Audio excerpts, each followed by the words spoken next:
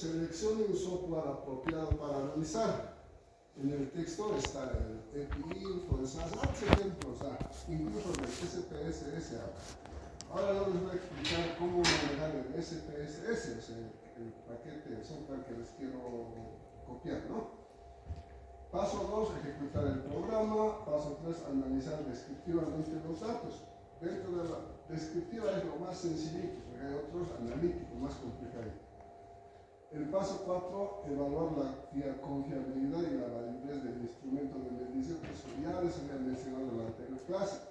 Con eso también se puede. El 5, analizar mediante pruebas estadísticas la hipótesis. En este caso ya no es descriptivamente, sino es analítico, ya está buscando causalidad de algún evento. El 6, realizar análisis adicionales. Y finalmente, preparar resultados para la elaboración de gráficos y tablas. El SPSS puede elaborar gráficos y tablitas. Respecto a las tablas, se tienen que hacer algunas modificaciones y los gráficos no se recomienda porque no es agradable su presentación. Es preferible trabajar con el Excel. Entonces, esos pasos vamos a ver hoy día. El primero es seleccionar un software. Yo quiero este porque también les recomiendo a ustedes porque es bien facilito de manejar, bien fácil de manejar. No es nada complicado, ¿ya? Entonces, para las personas que ya tienen instalado, está bien, felicidades. Y para los que no, traten de conseguir su compu y prestar lo que sea para lograr instalar este paquete estadístico. El paso 1 es eso, ¿verdad? Entonces, este SPSS tiene dos ventanas de trabajo. En la ventana de aquel lado se llama vista de datos y ahí se introducen los códigos de las respuestas que cada persona pueda contestar, o sea, o responder. Esos códigos se anotan ahí. Y en esta otra ventana se colocan los nombres de las variables. Pues de esa manera se va trabajando con el SPSS. Esto ahora les estoy explicando teóricamente. Tal vez la próxima semana, si es que todos ya están instalados, vamos a trabajar con la compra.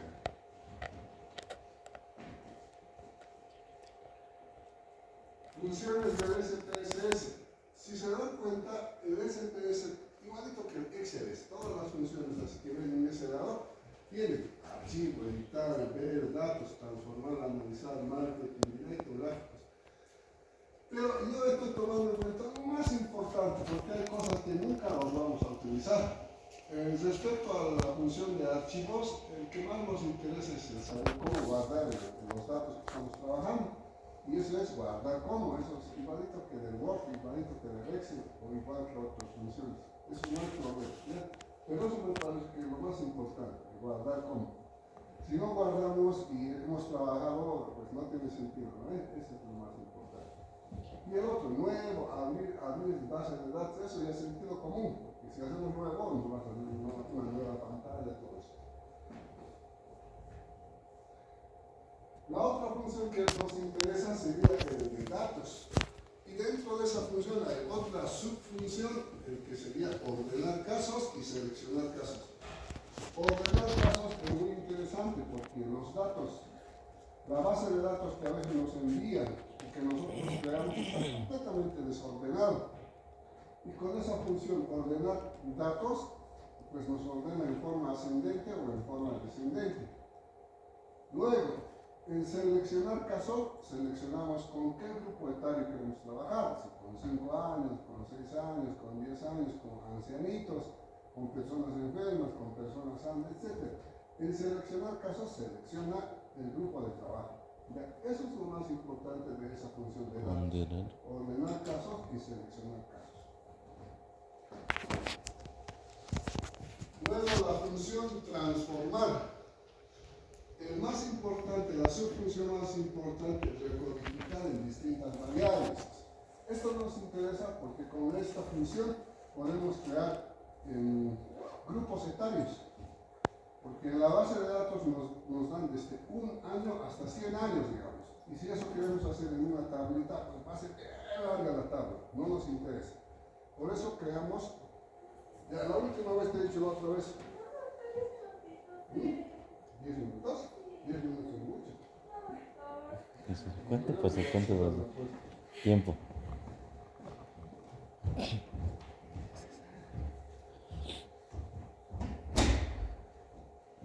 Ya valió. Bueno, como nos dan una base de datos bastante amplia, con esta función de codificar en distintas variables, podemos crear grupos de trabajo, intervalos de edades, de 5 a 10, de 10 a 15, etc. Con eso podemos trabajar, podemos hacer. Ahora, manualmente se hace esto, pero es bien complicadito hacer manualmente, porque hay que utilizar fórmulas, ¿sí? Eso también vamos a trabajar. Luego, el más importante, la función más importante, analizar. Dentro de esta función, las que más se utilizan serían estadísticos descriptivos, lo que les mencionaba hace un momento, es la parte más sencillita de los estadísticos descriptivos. Luego, comparar medias. Esto se utiliza en caso de cuando estamos trabajando índices que utilizamos en la odontología con medias se trabaja. Luego, en la escala se trabaja para hacer confiabilidad del instrumento de medición, si es que está bueno o está malo. Esas tres funciones. Hay otros más, como por ejemplo el modelo lineal general, modelo lineal. Eso ya son de estadística más avanzada. Eso es para análisis estadístico. Estadística analítica ya sería esos otros, más complicado que eso. El paso 2 de ejecutar el programa es bien sencillito. Ya, lo que ustedes ven por el fondo, números y nombres, ¿verdad? Esa es la base de datos.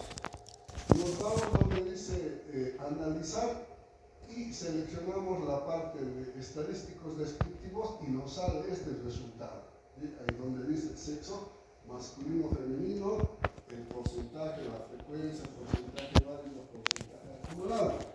De toda esa tablita tenemos que seleccionar lo que nos interesa. Por ejemplo, porcentaje válido no nos interesaría y porcentaje acumulado tampoco. Eso lo eliminamos.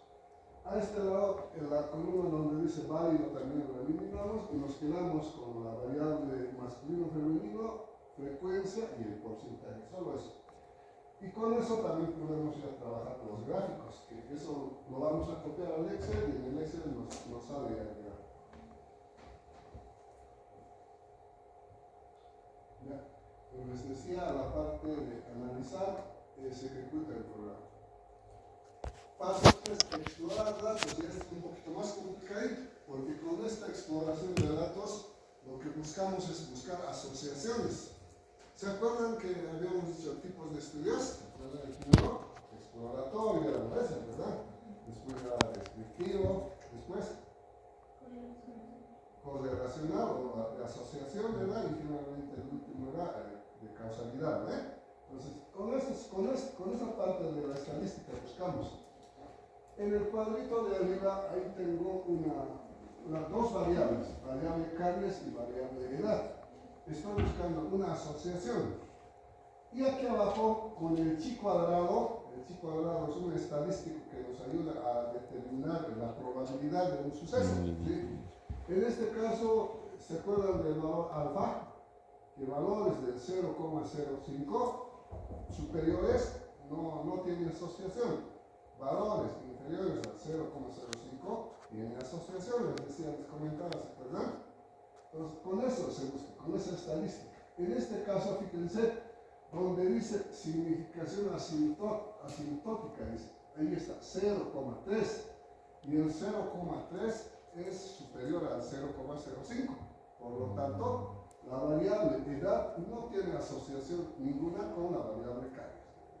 Así sencillo, con números no necesitamos dominar estadística, nada. Basta que sepamos qué significan esos números y podemos interpretar. Eso también vamos a practicar posteriormente.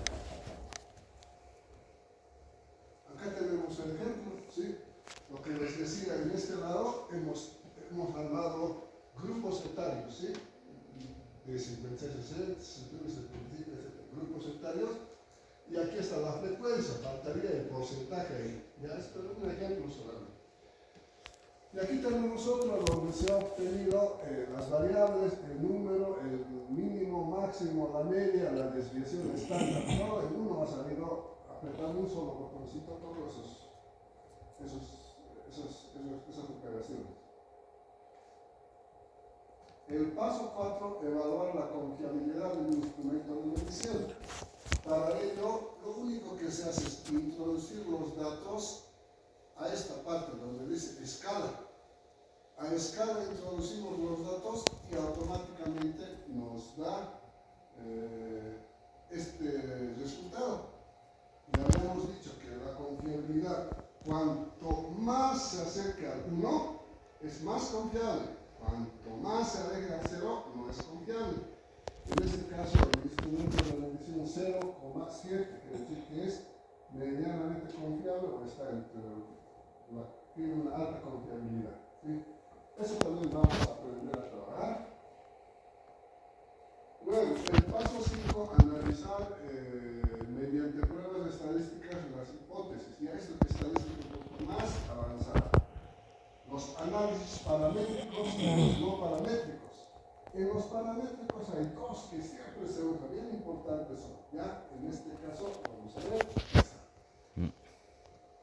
El coeficiente de Pearson, ¿han escuchado? ¿Se han debido escuchar cuando están en el colegio un poquito se avanza? ¿Ya? El coeficiente o la correlación de Pearson y la prueba T-Student. ¿Han debido escuchar alguna vez? ¿Sí? Entonces, con esas pruebas paramétricas solamente utilizamos eso. Introducimos a la base de datos y automáticamente nos sale este resultado. Y lo único que tenemos que saber es interpretar esto, fíjense. Correlación de Pearson dice 1. ¿Se acuerdan que cuanto más se acerca a 1 es más confiable? Cuanto no es más al 0, quiere decir que no existe asociación. Eso más o menos nos resulta de la variable caries y la variable edad. ¿Sí? Luego, tenemos otro. La regresión lineal igualmente es una estadística más avanzada que logramos. Esto me voy a pasar porque es más complicado.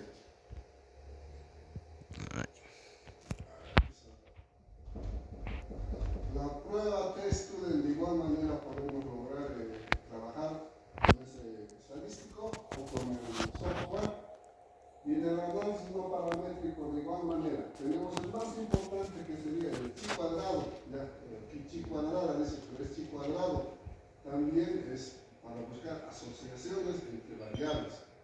Y la tabla de contingencias, que nos sale esto. Lo de arribita es la tabla de contingencias que hace una relación entre una pregunta 1 y el sexo.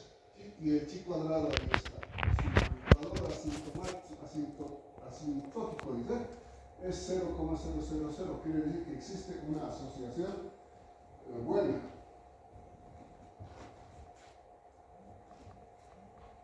Análisis adicionales. En este caso estamos trabajando con estadística. ¿Cómo se me la curtosis, ya, curtosis. Eso es cuando trabajamos con la campana, una campanita, el tamaño normal de población es una campanita. A veces una campana, a veces bien alta, ya. Luego hay una mediana mesocurtosis y una lepto, ¿no? Todas esas cositas se trabaja también con esta estadística.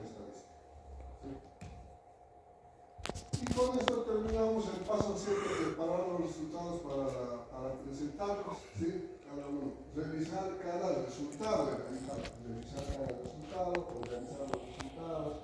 Todo esto hacemos con la finalidad de representar los datos. De esa manera, ha sido hecho un resumen bien avanzado de todo lo que está en el texto, pero en el texto está con otros softwares. ¿Ya? Yo lo he hecho con SPSS, es más sencillo. ¿Está bien? Rápido, ¿no? Entonces, este es el tema 10. Ahora nos vamos al tema 11.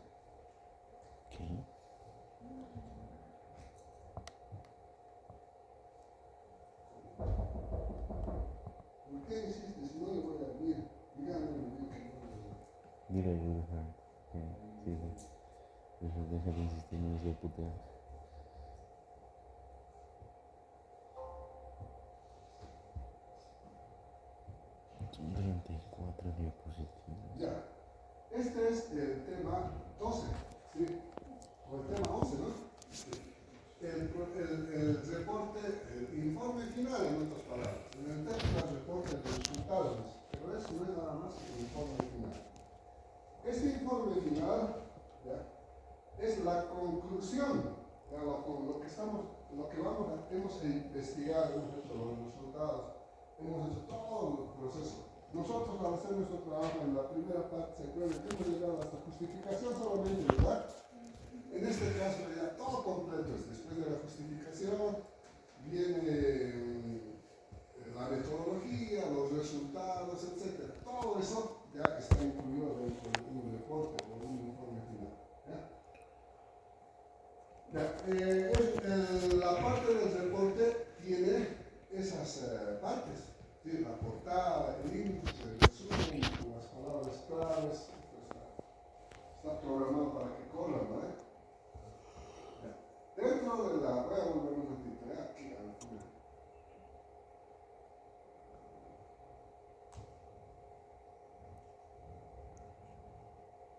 Ahí, ¿ya? Entonces, creo que esto está programado para que pueda. Me va a hacer fallar.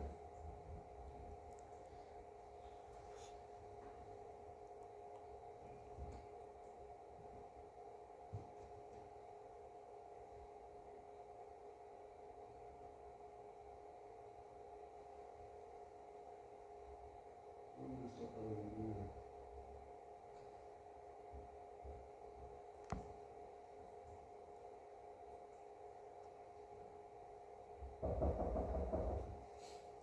No es WordPress, ¿verdad? ¿Eh? Ya. Ahí no lo dejo para que no vuelva, ¿ya? Ya. Entonces, el reporte, como les decía, es el informe final, todo lo que se ha terminado, se puede presentar como un libro, así también se llama el reporte, capítulo de libro, o en una tesis se puede presentar, en una monografía, en un artículo también podemos presentar, ¿sí? Todo lo que viene, en un video también se puede presentar, todas esas partes, ¿ya? En este caso, libro, capítulo de libro, artículo, un diario, una presentación en computador, un documento técnico, una tesis, un video. Todo eso es un reporte, un informe final. Este informe final tiene las siguientes partes, lo que les decía, ¿no? La portada, el índice, el resumen, palabras clave o términos clave, cuerpo del documento, referencias y el apéndice. Toda esta parte es claro del texto. En realidad trata muchas otras cosas que no se completan. Respecto a la portada debe incluir un título. Ese título debe ser bien claro y fácil de entendimiento. Generalmente para un título tenemos que tomar en cuenta algunas interrogantes, por ejemplo, el qué, cómo, cuándo, dónde y con quién. ¿Ya? ¿Qué se está investigando? La prevalencia de casos. ¿Cómo? Es la metodología. Si vamos a utilizar un cuestionario, entonces quiere decir que vamos a determinar prevalencia o algo, ¿sí? ¿Cómo? ¿Qué, cómo, cuándo? ¿Dónde? Es en la Facultad de Odontología, en la gestión de la Facultad de Odontología, ¿no? ¿Cuándo? Gestión 2022, ¿con quién? Con jóvenes del segundo año, ¿no? Entonces, respondes qué, cómo, cuándo, dónde y con quién. Si respondes a 5 interrogantes, quiere decir que un título está bien. El título, además, nos va a guiar en el trabajo de investigación, como una guía. ¿Sí? Eso es la portada. Luego viene el índice. El índice nos sirve para ubicar rápidamente la parte que nos interesa. Si yo quiero, por ejemplo, averiguar la justificación, voy y averiguo que está en la página 5 y voy a la página 5 y puedo detectar inmediatamente lo que es lo que me interesa, ¿no? Luego viene resumen. El resumen, hay dos tipos de resúmenes. Un resumen que es ya estructurado, que tiene introducción, tiene la metodología, resultados y las conclusiones. Eso es un resumen estructurado. Y hay otro resumen que no es estructurado y que va corrido un resumen general de todos. Pero el más recomendable es el estructurado, que tenga la introducción, el problema, la metodología, los resultados y las conclusiones. Eso tiene que tener un buen resumen. ¿Ya?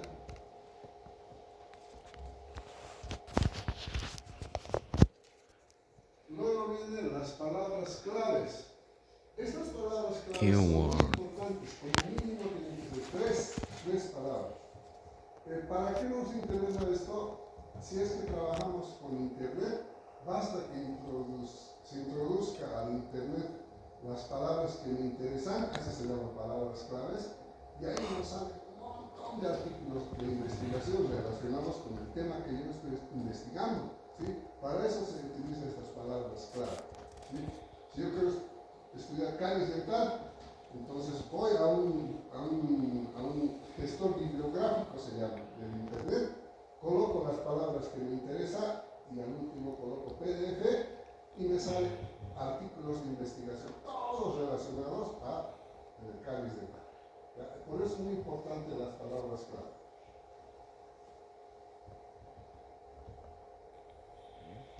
Aquí tenemos el ejemplo, ¿no?, del resumen y las palabras clave. El resumen de esta parte, como verán, es estructurado. Tiene el objetivo, materiales y métodos, resultados y conclusiones. Un objetivo, ¿han leído? No, ¿verdad? Un objetivo, acá digo, un resumen tiene limitados son sus palabras. Mínimo 200, máximo mejor dicho, 250 palabras. Un resumen, máximo 250 palabras. ¿Ya? No se olviden.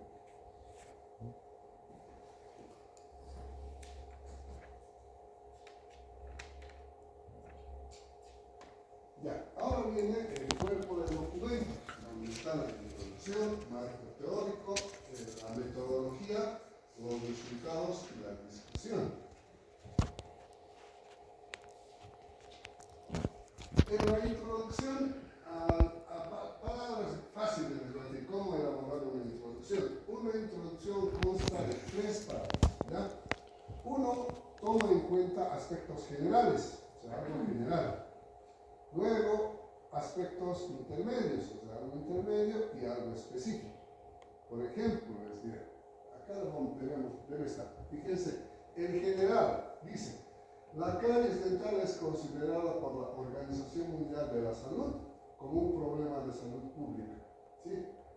Sí, sabemos muy bien que la Organización Mundial de la Salud abarca documentos de todo el mundo. Por lo tanto, si se dan cuenta, su parte, la general, o sea, la que está abarcando a nivel global, está cumpliendo aquí. Después, la intermedia sería, por ejemplo, acá está el mundo, ya está hablando, la parte intermedia sería, en Latinoamérica, datos relacionados sobre salud oral no existen, o si no, de algún país se pueden introducir los datos. Esa sería la parte intermedia.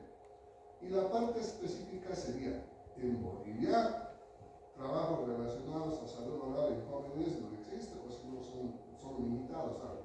Pues de esa manera, en la introducción se tiene que trabajar. O sea, algo global, algo intermedio y algo específico para trabajar la introducción. Y en la introducción es donde se presenta el planteamiento del problema, el segundo planteamiento del problema.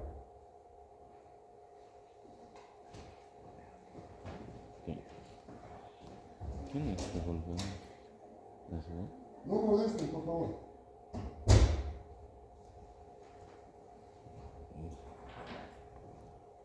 Ya. Entonces esa es la parte de la introducción. ¿Ya?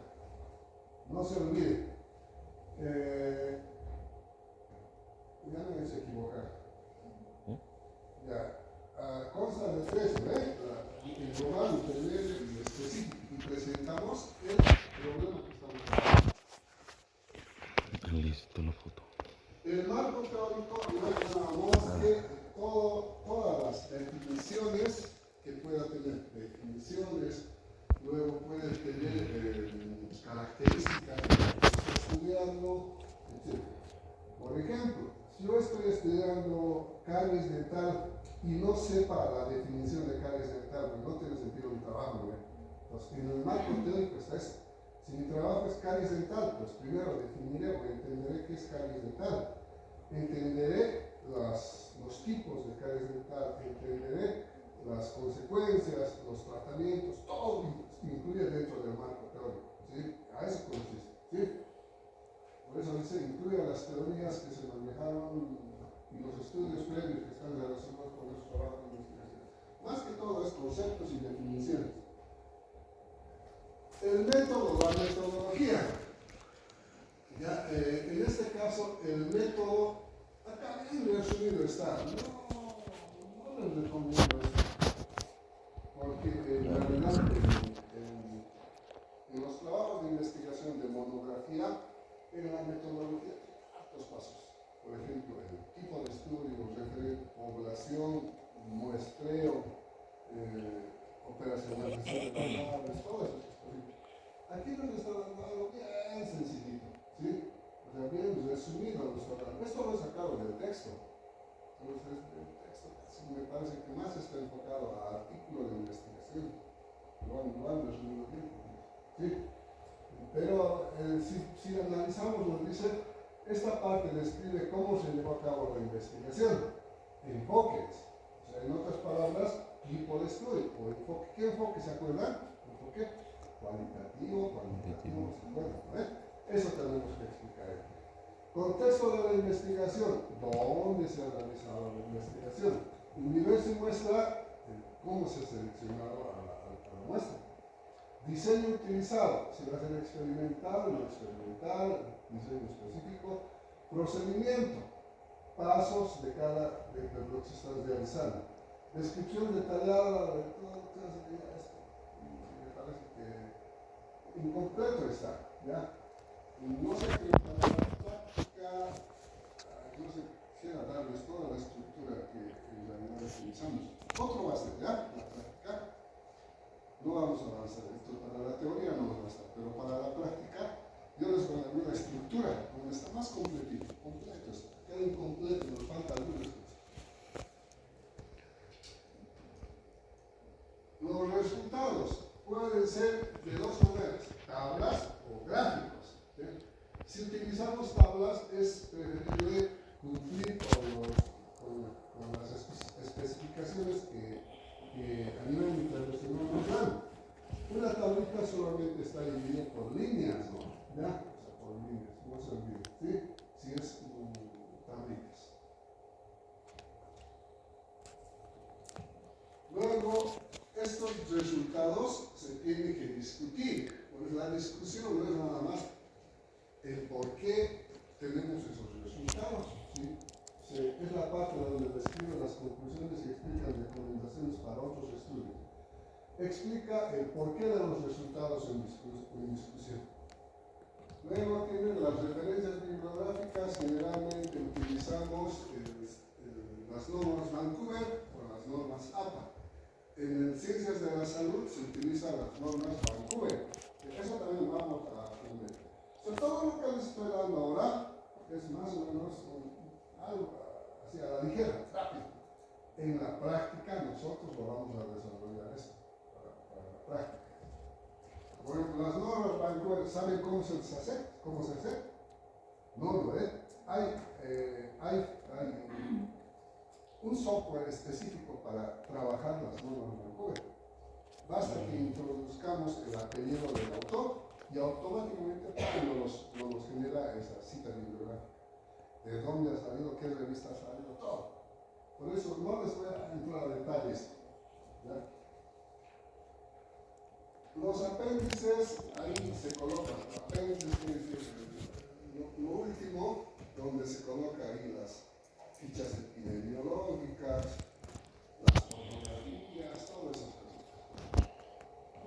Aquí también voy a pasar de rápido a las referencias bibliográficas de normas Vancouver, ¿sí? Entonces, todo trabajo de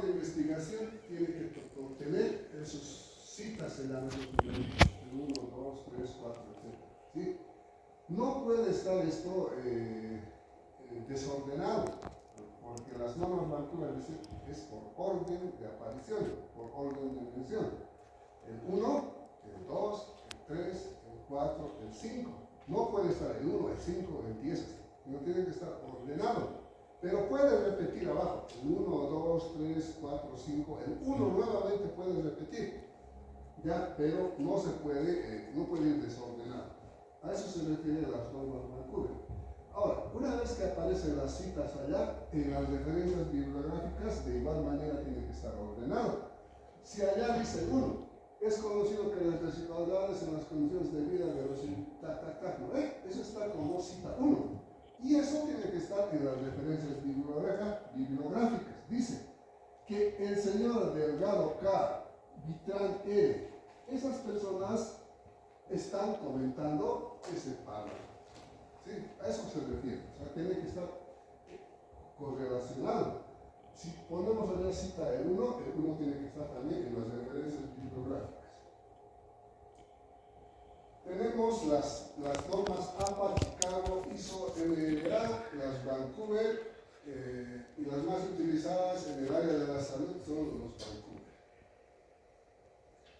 Ahora, la estructura es la siguiente: autores, punto. No se olviden, clase colocando punto. Autores, punto. El título, punto. Volumen, punto. Edición, punto. Lugar de publicación, 2 puntos, editorial, punto y coma, y año, punto. O sea, esa es la estructura. No podemos estar en autor, coma, título, coma, no. Fíjense los puntos. Esa es la estructura. Dentro de las normas Vancouver, ya en este caso, dice, podemos utilizar entre paréntesis la cita. Entre corchetes también podemos utilizar. El más utilizado o el recomendable es superíndice, o sea, un número pequeñito encima de las letras. ¿Sí? De esa manera se va trabajando con las normas Vancouver. Acá tenemos el ejemplo, ¿sí? Ahí tenemos los superíndices y a la par están las referencias de los últimos números. Las estructuras. Y tenemos, si obtenemos o si sacamos información de un artículo de investigación, siempre respetamos autores, título, abreviatura internacional de la revista, el año, volumen y número entre paréntesis, página inicial y final del artículo. Y aquí está el ejemplo, ¿no? Ahora, otra cosa que llama la atención es que el autor solamente se coloca el apellido paterno y el apellido materno y el nombre va con las iniciales. ¿Sí? Por ejemplo, Medrano Martínez Juan puede ser. No sabemos, pero está ahí. Medrano el segundo es el rato E. El tercero, Boix L. Delgado N. Esos serían los autores. Factores de riesgo cardiovascular en la población española es el título del artículo. Abreviatura de la revista internacional sería MedClim del año 2019. El número 124 y el volumen 124 y el número sería el 16. Página inicial 606 y guión al 612. De esa manera es cuando se trabaja con artículos de investigación. Ahora, si fueran más autores, ¿qué hacemos? En este caso solamente tenemos 1, 2, 3 autores. Si fueran más autores, colocamos de 2. No, hay una palabrita, ¿sí? Ahí está. Si los autores fueran más de 6, se mencionan los 6 primeros seguidos de la abreviatura et al. Y ahí está el ejemplo. Contaremos 1, 2, 3, 4, 5, 6. Y ahí et al. Ese et al quiere decir y colaboradores quiere decir. ¿Sí?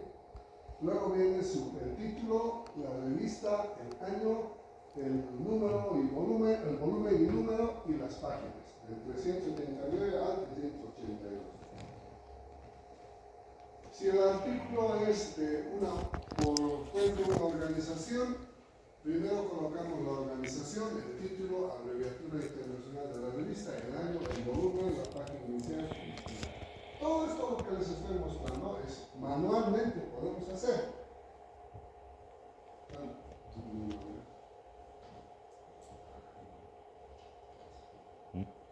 Aplaudan.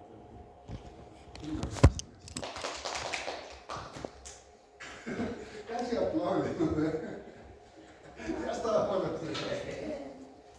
¿no es que no has dormido? No. ¿Por qué? ¿Qué has estudiado mucho? Ya vamos a terminar. Lo que les decía, todo esto manualmente podemos hacer y es más trabajo sobre. Ahora, si utilizamos un software que se llama Zotero, que también les voy a presentar a ustedes, introducimos solamente el autor, el registro y automáticamente ya no los arma todo armadito ya no necesitamos estar metiendo uno por uno. Es mejor no trabajar así que manualmente.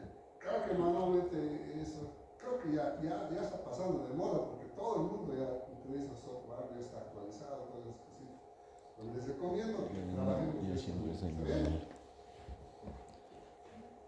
Confío en mi mamá. Esto, por ejemplo, si sacamos del internet, artículo consiste en eso, ¿no? Autores, título, nombre de la revista en internet, tenemos que escribir el año, fecha de consulta, el volumen, la extensión de páginas, dirección electrónica, de esa manera se va corrigiendo. Los libros, en este caso, fíjense, los autores Nomografías. Y el judiciales, en este caso, los dos apellidos. Jiménez Murillo L, ¿no? Montero Pérez FG, el título, el volumen, la edición, lugar de publicación editorial y el año. Ahora, en algunos libros, pues no está completo, por ejemplo, edición no tiene, editorial no tiene, ¿verdad? Entonces esas cosas se va obviando. Lo que no hay se va obviando, pero tratar de respetar todos estos. Este es capítulo del libro, en tesis parecido al libro. Les voy a pasar rápido les voy a pasar esta presentación. Página principal del sitio web, también de esa manera se tiene que trabajar. Y con eso hemos terminado. Entonces, todo esto que les estoy pasando para que estudien, les voy a